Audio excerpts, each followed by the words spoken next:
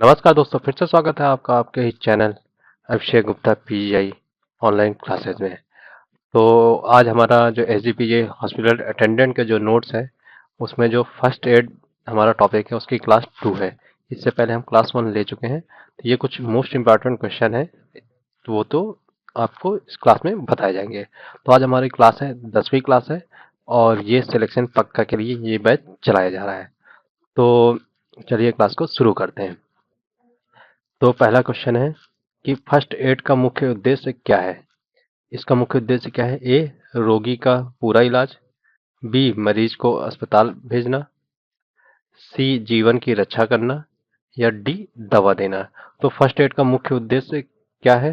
First aid का जो मुख्य उद्देश्य है वो है हमारा जीवन की रक्षा करना। जो उसका सही आंसर है उसका आंसर है सी, जीवन की रक्षा करना। तो नेक्स्ट क्वेश्चन है हमारा। आप लोग सोच रहे होंगे हम इतने दिन से कहाँ चले गए थे, क्लास क्यों नहीं हो रही थी?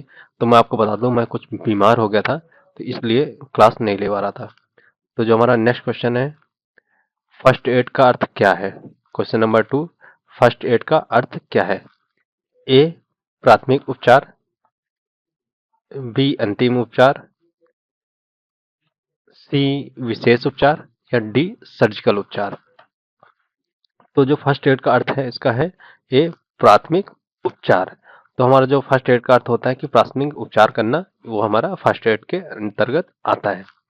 नेक्स्ट क्वेश्चन है हमारा कि जो बेहोश मरीजों को सबसे पहले क्या जांचना चाहिए? जो अगर मरीज कोई बेहोश हो गया तो उसमें सबसे पहले क्या जांचना चाहिए? उसकी बीपी जांचनी चाहिए, बी पल्स और ब्रीथिंग जांचनी चाहिए, सी टेम्परेचर जांचना चाहिए या डी शुगर जांचना चाहिए। तो अगर हमारा मरीज बेहोश हो गया है तो उसमें हम उसके लिए सबसे पहले बी पल्स और ब्रीथिंग दोनों चीज जांचनी चाहिए कि उसकी पल्स भी चल रही है या उसके सांस दोनों आ रही है कि नहीं आ रही है। तो इसका सही आंसर होगा बी पल्स और ब्रीथिंग। नेक्स्ट क्वेश्चन है क्वेश्चन नंबर 4, ब्लीडिंग रक्तस्राव, यानी अगर आपका खून बह रहा है तो उसमें सबसे पहले कदम क्या होना चाहिए? ए दवा देना चाहिए, बी घाव धोना चाहिए, सी डायरेक्ट प्रेशर देना चाहिए या डी टाँका लगाना चाहिए। तो अगर किसी का ब्लड बह रहा है, यानी कि रक्त का बहाव हो रहा है, तो उसमें क्या करना चाहिए? तो उसका आंसर सही है सी, डायरेक्ट प्रेशर देना चाहिए। जिस जगह पे ब्लड बह रहा है उस जगह पे डायरेक्ट प्रेशर प्रेशर देना चाहिए। तो इसका सही आंसर है सी। नेक्स्ट क्वेश्चन है कि नोज ब्लीडिंग, अगर नाक से खून बह रहा है तो उसमें जो फर्स्ट एड है उसका सही क्या है? अगर नाक से खून बह रहा है तो क्या करना चाहिए? ए सिर पीछे झुकाना चाहिए, बी सिर आगे झुकाना चाहिए, सी मरीज को लेटा देना चाहिए या डी गर्म पानी उसको देना चाहिए पीने के लिए। तो इसका सही आंसर है बी, सिर आगे की ओर झुका देना चाहिए। तो नेक्स्ट क्वेश्चन है हमारा, अगला प्रश्न है कि अगर कोई व्यक्ति जल जाता है तो उसको सबसे पहले क्या करना चाहिए? ए बर्फ लगाना चाहिए, बी टूथपेस्ट लगाना चाहिए, क्योंकि बहुत सारे लोग टूथपेस्ट भी लगा लेते हैं अगर कोई आदमी जल जाता है तो, सी ठंडे पानी से धोना चाहिए या डी मरहम लगाना चाहिए। तो उसका जो सही आंसर, अगर कोई व्यक्ति जल जाता तो सबसे पहले हमें ठंडे पानी से धोना चाहिए उस स्थान को जहाँ पे वो व्यक्ति जला है। तो उसका सही आंसर है सी। नेक्स्ट क्वेश्चन है हमारा, अगर कहीं किसी व्यक्ति की हड्डी टूट गई है तो क्या करना चाहिए? फ्रैक्चर होने पर क्या करना चाहिए? ए हिलाना चाहिए, बी मालिश करना चाहिए, सी इम्बोलाइज करना चाहिए या स्थिर करना चाहिए। इम्बोलाइज का अर्थ होता है स्थिर करना, या गर्म सिकाई करना चाहिए। तो अगर कोई किसी की हड्डी किसी स्थान पर टूट गई है तो उस स्थान को स्थिर करना चाहिए ताकि वो स्थान ज़्यादा नहीं हिले, ताकि जिस व्यक्ति की हड्डी टूटी उसको परेशानी ना हो। तो इसका सही आंसर है सी, स्थिर करना चाहिए। नेक्स्ट क्वेश्चन है हमारा, इलेक्ट्रिक शॉक अगर किसी व्यक्ति को लग गया है, करंट लग गया है, तो क्या करना चाहिए? अगर इलेक्ट्रिक शॉक लगा है तो क्या करना चाहिए? ए मरीज को पकड़ लेना चाहिए, पकड़ के छुड़ाना चाहिए, या उस पे पानी डालना चाहिए, या बिजली का स्रोत बंद कर देना चाहिए जहाँ से बिजली आ रही है, या सीपीआर देना चाहिए।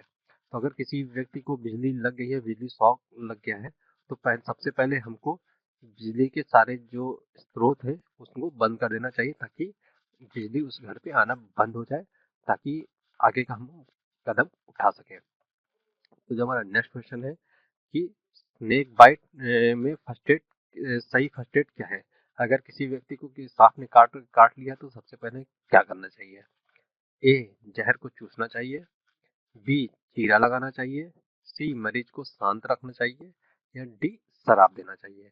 तो अगर किसी व्यक्ति को सांप ने काट लिया है तो उसका सही आंसर होगा कि सी, मरीज को शांत रखना चाहिए ताकि मरीज ज्यादा परेशान ना हो।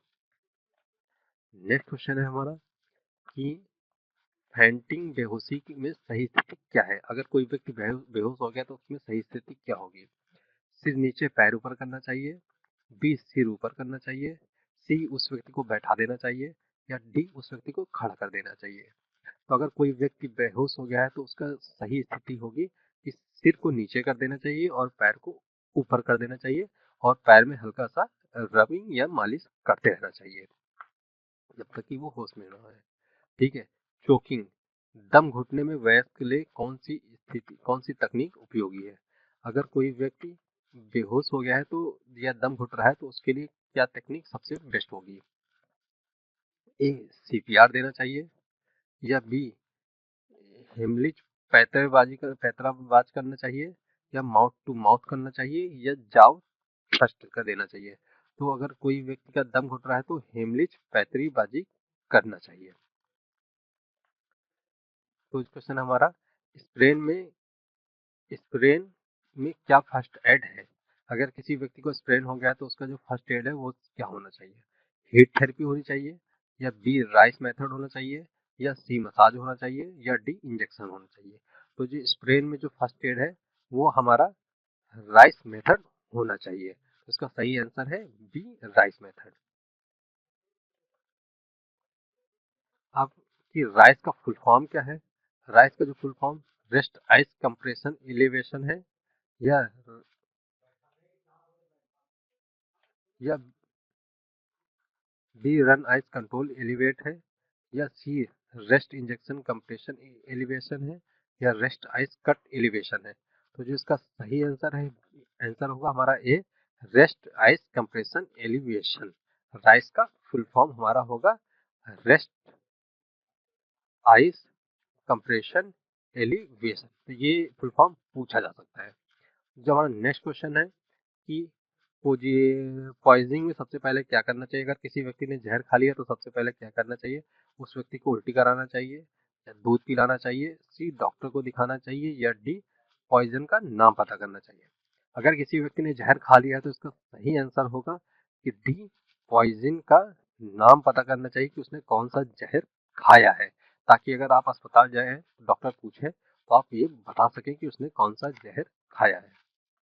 नेक्स्ट हमारा आंसर है डॉग बाइट में सबसे पहले क्या करना चाहिए? अगर किसी व्यक्ति को कुत्ते ने काट लिया तो क्या करना चाहिए?